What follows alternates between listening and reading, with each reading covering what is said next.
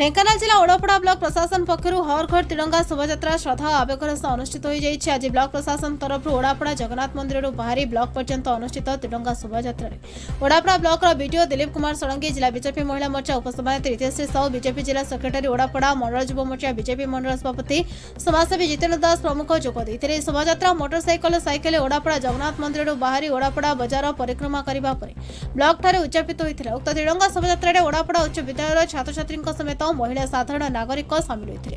BJP कार्यकर्ता कर्मी प्रमुख श्रृंखलित यात्रा सहयोग करते। ढेंकानाल विपुल शतपथी रिपोर्ट आवाज ओडिशा।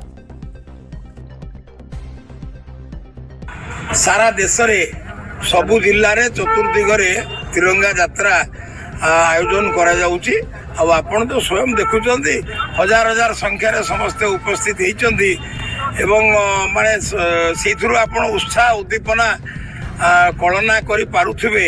तिरंगा यात्रार मुख्य लक्ष्य देश रे राष्ट्रीयतार जागरण करवा।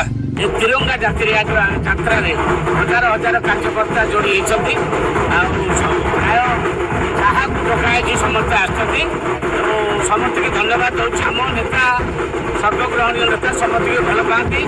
आप देखिए विशिष्ट युवपीढ़ी ये अच्छा जो मैंने जेन जी कहीकि राजनीति करते जेन जी अल्फा जी सब आज अच्छा समस्त की स्वागत कर।